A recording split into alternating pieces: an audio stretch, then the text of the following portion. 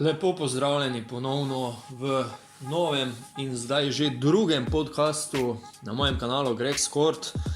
Odzivi z prvega so bili zelo fajn, zelo prijetni, nekaj komentarjev se je nabralo. Tako da, dajmo s tem malo nadaljevati, mogoče je za danes nekoliko drugačna tema, ki sem jo izbral. Je pa tema, s katero se, mogoče še ne zdaj, ampak se bomo zelo kmalu začeli soočati. Vsi tisti, ki želimo slovenski košarkarski reprezentanci samo najboljše. In kaj to pomeni? To definitivno pomeni, da je Luka Dončić član te reprezentance. Kdaj? Takrat, ko je to najbolj potrebno, v letošnjem primeru, v kvalifikacijah za olimpijske igre.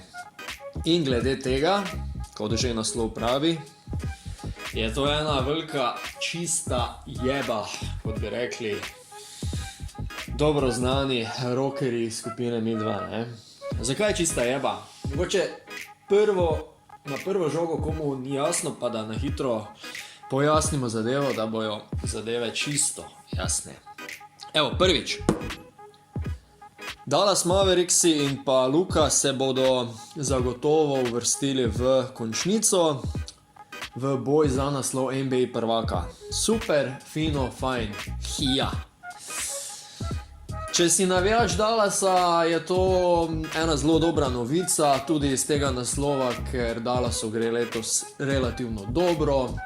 Los Angeles Lakersi kot eni glavnih kandidatov za naslov na zahodu in nasploh imajo številne težave s poškodbami, tako da načeloma, če tako gledaš, se njim v kasnejših bojih izogneš. Ja, je pa možno, da jih dobiš zdaj takoj zaradi njihovega slabega rezultata. Luka je še leto starejši, še izkušenejši. Ok, Porzingis ima spet težave z poškodbami.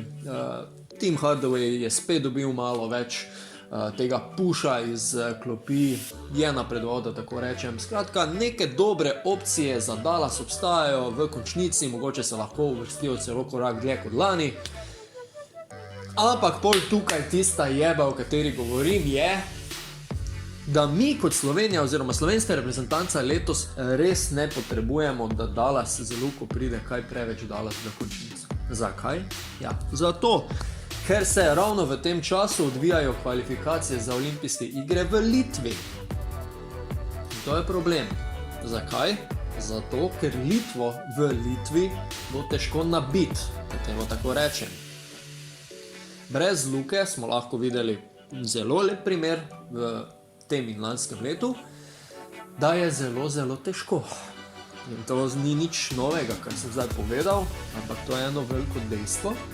In kljub temu, da imamo v slovenski reprezentanci kalibre ala Prepelič, Zoran Dragić, Edo Murić, Jaka Blažić, pa da ne spustim koga, da ne naštevam naprej, je vseeno eno imeti v ekipi Luko in ne.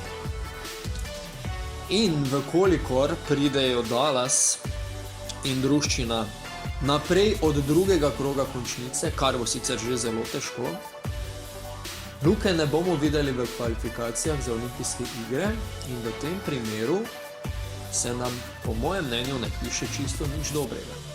Tudi če slučajno pride Dallas preko prvega kroga. Že tukaj bo malenkost težava, kajti veliko manj časa bi imel Luka za pripravo skupaj s soigralci. Govorim v primeru, da potem v naslednjem krogu izpadejo in se naknadno priključijo reprezentanci. Že tukaj je ena težava, kajti čas za prilagajanje in tako naprej, kar se tiče počitka, ga bo Luka nedvomno potreboval, kajti za njim je natrpana sezona. Sploh ni bila tako dolga zaradi same COVID situacije, število tekem rednega dela se je zmanjšalo, ampak to ne pomeni, da je bilo kaj lažje. Mogoče je bilo kvečjemu teže, kajti ritem tekem si je sledil praktično iz dneva v dan, pa da ne pretiravam, iz enega v drug dan, z vmesnim dnevom počitka pa vsekakor. Veliko manj je bilo tega počitka, manj je bilo sicer treninga, več je bilo tekem, pa vendar. Tako da ja, čudno se sliši, ampak letos si dejansko želim, to je moje osebno mnenje, da Dallas ne pride daleč v končnici. Da imamo Luko na voljo v olimpijskih kvalifikacijah.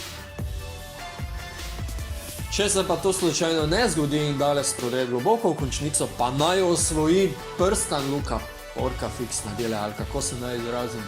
Sam te dve opciji so zame. Malo iluzorno, malo čudno vse skupaj, ampak takšen je pač letošnji razplet vsega skupaj, tako čudna je tale sezona, tako čudna so ta pravila FIBE, ki bi jo najraje poslal v tri krasne, ampak tako pač je. In proti temu žal ne moremo. Sistem vodi igro, lahko se pritožiš na sončno upravo, ampak tako je. Skratka, da ne bo jeba prevelika, dajmo po moje, če gremo po moji teoriji. Luka izpade z Dallasom takoj v končnici v prvem krogu proti komorkoli pač. Luka se pridruži slovenski košarkarski reprezentanci. Imamo enega krasnega kreatorja, Luko, enega izmed najboljših igralcev na svetu. Na desni strani na krilu imaš enega Prepeliča, ki bo zadev vse, če bo odprt, se posebej na asistencu Luke. Potem imaš enega Blažiča, ki ima letos življenjsko sezono. Kratki in tanki smo na centrski poziciji. Ampak dobro, imamo Luko, ki ne vem, kdo ga lahko zaustavi. To je moj argument, kako bomo mi proti eni Litvi, ne? Verjetno ste čakali na to vprašanje. Ne? Prvo je pogoj, da pridemo do finala. Do ta moramo premagati dve reprezentanci, da bi sploh dobili Litvo, kajti doma mislim, da Litva ne bo dopustila, da kdo drugi pride do finala in potencialnega srečanja z nami. In takrat nastopi problem, če bosta za Litvo zaigrala Valančunas in pa Sabonis na centrskih položajih. No, tu še ena jeba. Ampak dajmo pogledati z malo drugačne perspektive. Prva, ki je za omeniti, jasno je vsem, da en Jan Kosip pa Gašper Vidmar, ki se še komaj premika po terenu z vsem dolžnim spoštovanjem, bomo izredno težko parirali na centrskem položaju tema dvema NBA-evcema, pa da vzamemo v zakup, da ima letos Domantas Sabonis izven serijsko All-Star sezono, pa da vzamemo v zakup, da imamo dva poškodovana naturalizirana igralca, oba dva na centrskem oziroma krilno-centrskem položaju. Se pravi, Anthony Randolph, ki je sicer že izrazil mnenje oziroma željo, da se več ne bi priključil reprezentanci, da je pač z njo dosegel, kar je. In potem Jordan, naš nov Slovenec, da tako rečem, ki pa je staknil poškodbo, ki bi še kako prav prišel, pa ga skoraj zagotovo ne bo zraven. Tako da kakšne rešitve bo tukaj obrala naša košarkarska zveza, še zaenkrat ne vem, ampak nekaj bomo skoraj morali narediti, nekaj novega bomo mogli znajti, ker sicer se nam tukaj ne piše prav dobro. Ampak da se vrnem na tisti argument, kdo pa bo zaustavil Luko? Ja, mi bomo imeli težave z zaustavljanjem obeh centrov, to je dejstvo. Ampak kdo bo ustavil Luko? To je pa njihov problem.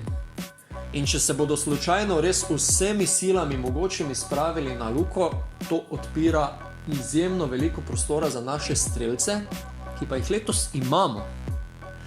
Imamo Blažiča, o katerem sem rekel, da ima letos res izvenserijsko sezono, ki mu ponuja in odpira vrata za naslednjo leto za euroligaški ponovni preboj. Definitivno imamo Prepeliča, ki vemo, da je strelec, ki je igralec za velike tekme, ki ima jajca do tal in si jih mora nositi včasih samokolnico. Imamo Muriča, ki je letos na tekmah Olimpije dokazal, da v ključnih trenutkih zna in zmore zadevati. Tako da se da in sem optimist, no. Ampak spet pod pogojem, da imamo Luko. Ker če pa Luke nimamo, pa imamo jebo. Ne vem, kateri že.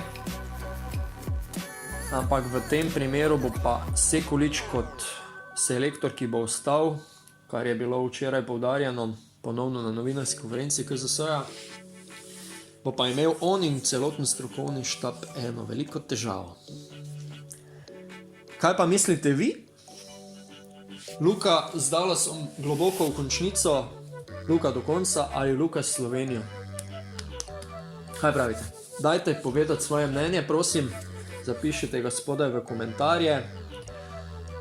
Hvala lepa, da ste bili z mano tudi v tem podcastu. Malo sem delil tega razmišljanja, s katerim se bomo mogli v prihodnjih dnevih jasno vprašati, kaj želimo.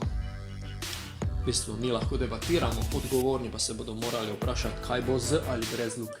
Z smo itak brez nekih posebnih težav, brez smo pa v kar velikih težavah ali današnji jebi. Hvala še enkrat za spremljanje mojega kanala. Do naslednjič vas pa prav lepo pozdravljam. Srečno!